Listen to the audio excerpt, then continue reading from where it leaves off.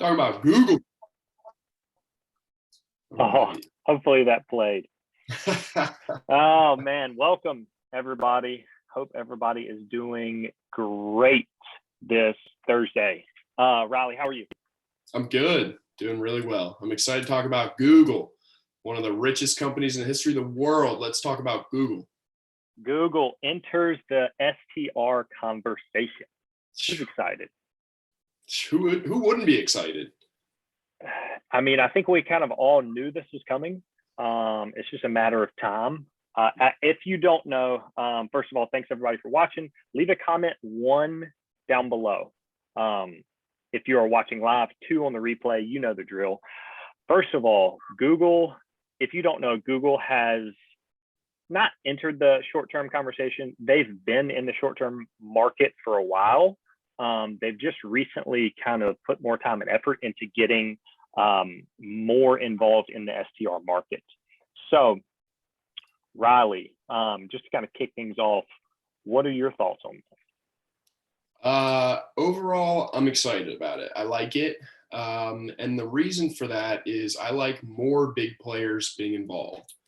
You know, right now we have the big five, kind of almost like the big five families, like banding up and making all the decisions, buying up the big players if they want, and controlling things pretty well based on how they want. So it's nice to add another big player into the game who can kind of disrupt things that maybe are some challenges for hosts on some of those channels, and hopefully make some improvements to some of the things that we struggle with. So I'm excited. I'm hopeful for what they're going to do. So we'll talk a little bit about what it means right now and what it means in the future. Yeah, so this is kind of the building blocks for Google. They're really getting into everything. So I'm not really surprised that they are putting more time and effort into the STR game. But yeah, we're going to kind of go through, just to set the agenda, go through what's happening, really how you can adjust and kind of keep this on your radar, and then kind of a plan of action moving forward. So let me go ahead and share my screen. So this is essentially the article that Google came out with. Riley, you can see this, correct? Yeah. All right, so this is the article that Google came out with. So disclaimer, there are a lot of different articles and opinions about what's going on with this whole Google Vacation Rentals thing.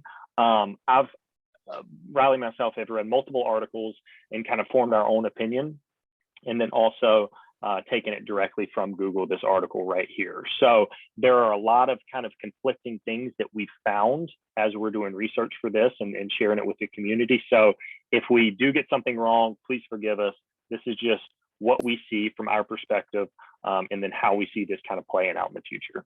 Yeah, and that's almost the way that things are going in the vacation rental space. Is it's still so new, being a decade, 2 decades old, that you have these big players jumping in and they're creating partnerships, they're dissolving partnerships, they're linking up with this person, they're integrating with that person. So you can read something one day and 2 months later, it's no longer works the way that you anticipated it did. So, what we do is we keep our ear to the ground and we kind of read between the lines and try and sift through all the media that's out there, the stuff that's outdated, the stuff that's, foreshadowing what comes in the future. But that's all you really can do, is try and stay up to date with so many of the changes that are going on in a fast-paced industry like this.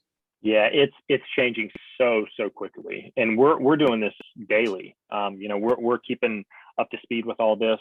Most people don't have the luxury to, and really the desire to keep up with this. So that's another benefit with partnering somebody like MyTripify. But long story short, let's dive in. So I'll link all these articles in the comments below, just so everybody can kind of read directly what we're kind of going through. But so there's different ways to essentially get your listing on Google. And what I mean by that is, if you just search Charlotte short-term rentals on Google, chances are it will actually show up with something like this. So you got the advertisements up top, and then directly down below is this kind of section, right? You'll see here that Rentals United, Holiday Lettings, you'll see some TripAdvisor, Booking.com, things like that are listed here.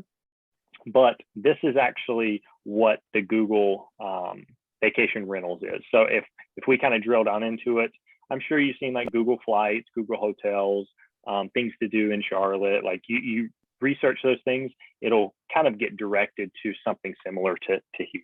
So just to kind of, for demonstration purposes, this is what we're talking about when we talk about Google Vacation Rentals. Yeah, and they've had some of these features for a while, especially hotels, but what they're branching out into over time is vacation rentals and kind of putting the two together, which is another big benefit, is because typically you would go a certain place if you're looking for hotels, but now you have all that traffic from the number one search engine that's looking for possibly hotels. They don't find what they like. They see vacation rentals right there on the same screen, and they can go through and look at those flexible type of accommodations as well. So you're really increasing the amount of leads, potential guests that you can have, because you're getting these people who are potentially thinking hotels, but now you flash vacation rentals in front of them, and you have a potential for more leads that way. Yeah, it's all about traffic. It really is. And what we've seen is Airbnb, VRBO, the real big STR players are not listed on Google. And that's by design. They want to own that traffic. So when someone thinks, oh, I need a Airbnb, they're literally going to Airbnb.com versus Google, then finding a short-term rental that way. Yeah, that's right. It's a kind of a funny question. Who's the commodity here? Is it the traveler, the guest, that traffic, or is it the host and the list of properties that they offer? There's varying mindsets there. Yeah. So there's different levels and different ways to kind of dissect this.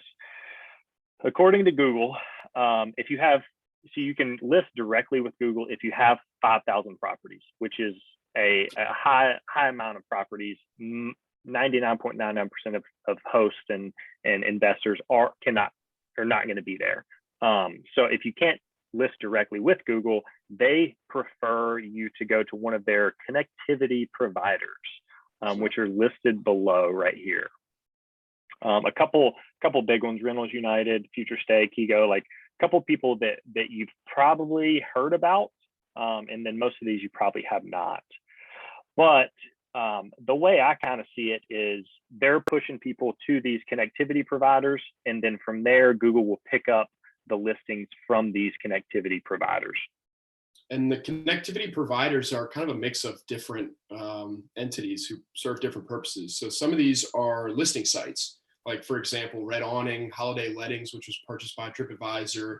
And then others are just more simple channel managers who try and wrangle all the different channels you have and kind of disseminate your rates and your calendar out to all the different channels. So the distinct difference there is the listing sites actually have their own traffic. The channel managers just slice and dice you out all to the different channels that are out there. So there are a ton of different connectivity providers, and I'm sure the list grows every day and changes every day. Airbnb and Vrbo were on there. Now they chose to take themselves off there for the same reason Caleb mentioned, is who owns the traffic.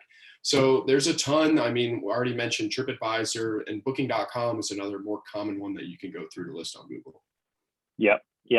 Which kind of brings us to the next point. We actually went through and essentially went from square one, what it would be like from a guest perspective to find something through Google. Where are those listed at? So Holiday Lettings, that's a big one. TripAdvisor, Booking.com, Red Awning. There's a lot that may or may not be listed here. Just like Riley said, it's going to change and it's going to continue to change.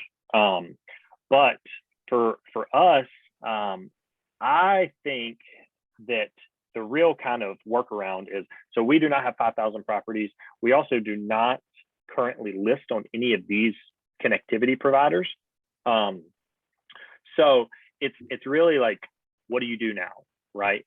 Like, okay, we've kind of dissected what's happening in this. Hopefully we've shed some light on understand what's really going on, and we can kind of guess with what's going to happen, but it's really going to be, it's like, okay, this has happened. How do you adapt to this? So for us as a business partner, realistically, if we want to get listed on Google, our current setup would probably be best directly to integrate and list on Booking.com and or TripAdvisor. And then from there, the goal is to be picked up from Google, because we can see here TripAdvisor is absolutely getting picked up by Google. Mm-hmm. Mm-hmm. So yeah, I mean that's really the long and short of it from our perspective. Riley, anything to kind of touch on that I may have missed? Yeah, well, let's talk about what we expect to see in the future. Things change. What's the roadmap for the future? What I would like to see is I'd like to see Google expand their direct booking functionality. So I'd like to see people who don't have 5,000 properties have the ability to list their direct booking site on their listing through the Google platform.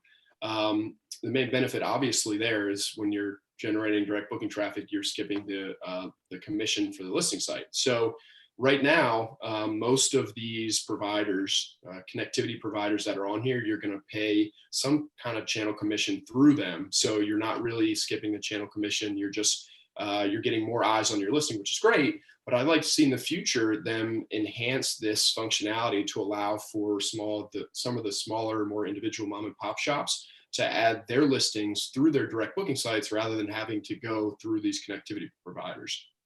Yeah, and I think it's going to happen. I really do. I don't know when, but I think it will at some point.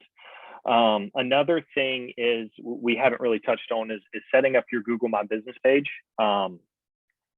That's actually in one of the articles that I'll link down below, but it is essentially hopefully setting up the framework to whenever that does happen, whenever Google says, okay, great, we'll let these smaller providers list directly. Google My Business is obviously Google's product. And then you can essentially put your company, and then the goal is to have the direct listings directly on there, which Google knows from your website, then it can find the direct booking listings. So that's thinking out in the future, but that's where we think it's going. Yeah, I mean, they have the flexibility to do that.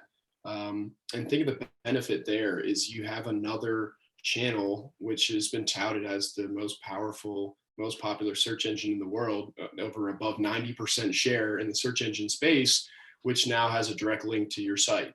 So, I mean, look how powerful that will be.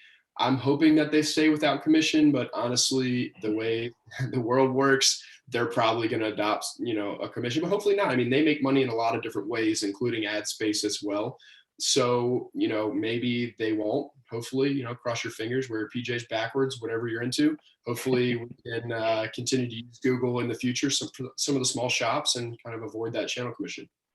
Yeah, and I think that's a good point. I think over time they're going to continue to adapt.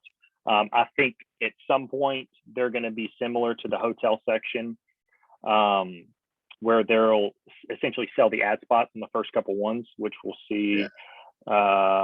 Let's see what's going on here.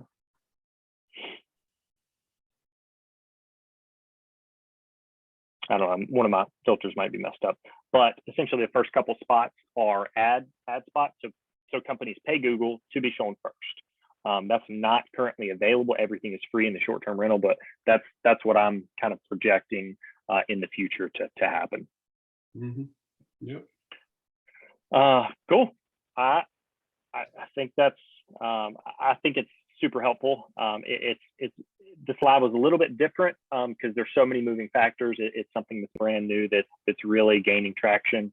A month down the road, we will probably have to record another one with what all the changes have been made in the past month. Yeah, but we want to open up a conversation. Let us know if anybody has experience using some of these connectivity providers. Drop a comment, or if someone wants to talk about what they think should happen or will happen in the future, or things that they want to see Google do. Let's start a conversation. Let's talk about it. We're here to answer questions or just to talk about what we think should happen in the future. So, feel free to drop a comment or anything like that. Yep, exactly. And we had a recent inquiry yesterday. I jumped on the phone with somebody in this group. Obviously not going to name them, but appreciate your time. It's really good to connect with the community. I mean, that's really the whole point and why we're doing this is to really get everybody to a level where it's like the rising tide raises all ships. So that's really, it's not a competition, it's a collaboration. So yeah, of course, if you have any questions, drop in the comments, shoot us a message. But yeah, other than that, you know what to do. We will see you next week. Riley, anything else? That's it. Boom. Have a good one, guys.